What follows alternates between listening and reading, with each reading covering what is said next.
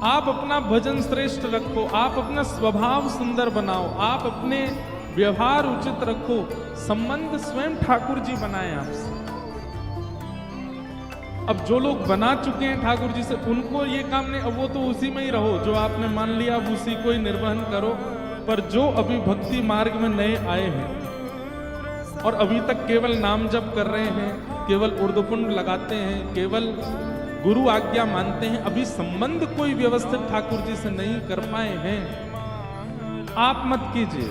अपना गुण, अपना स्वभाव, अपना भक्ति, अपना व्यवहार ऐसा बनाओ ठाकुर जी बनाए। ठाकुर जी माने आपको अपना कुछ।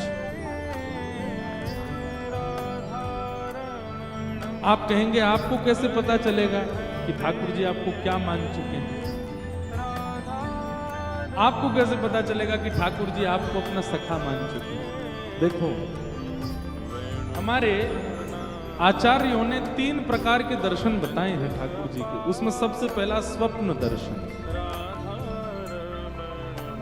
ठाकुर जी यदि आपको कुछ मानेंगे तो उसी संबंध का स्वप्न सबसे ज्यादा आएगा।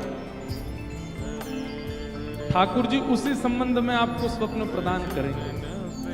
जैसे मीराबाई ठाकुर जी को क्या मानती थी? बीन मांगती थी। अपना बीन मतलब राजस्थानी में दुल्हा।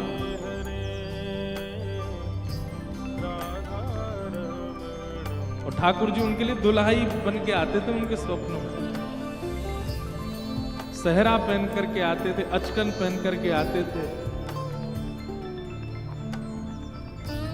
मुझे राजस्थानी आती नहीं, पर बहुत सारे पद हैं मीराबाई के।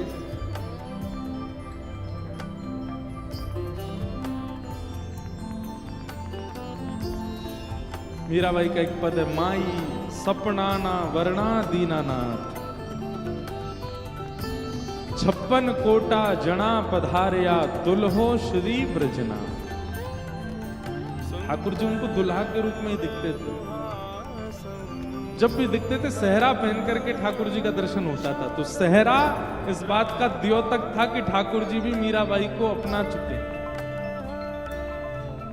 अब ठाकुर जी आपको जिस रूप में पाना चाहते होंगे वैसा ही श्रृंगार धारण करके आएंगे, स्वप्न में दिखेंगे।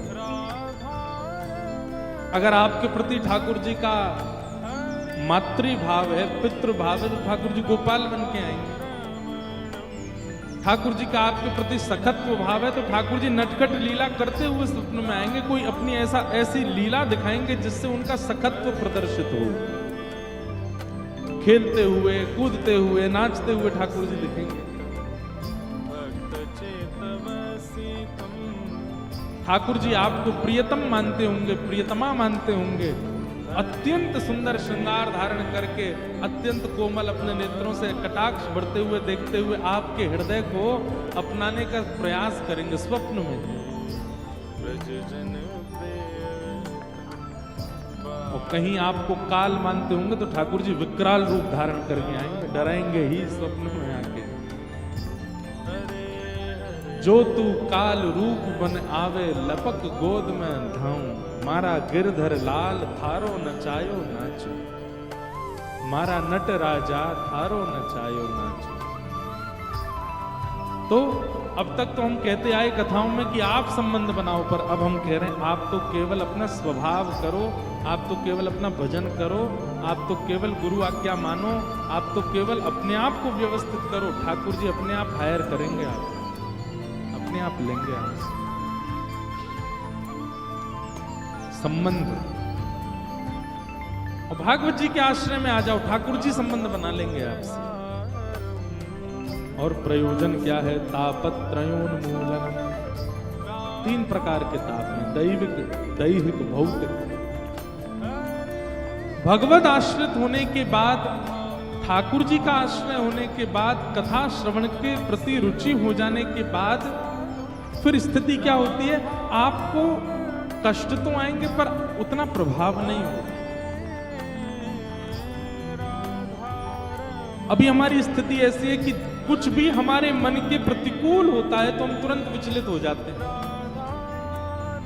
पर कथा श्रवण करने वाले व्यक्ति का स्वभाव ऐसा हो जाता है कि मन के विपरीत कुछ भी हो, प्रतिकूल कितना भी हो जाए, वो सब में सम होता था, सबको सहना सीख जाता है। एक प्रकार से अंग्रेजी में कहें लेट गो करना सीख जाता है। होने दो, चलने दो, ठीक है।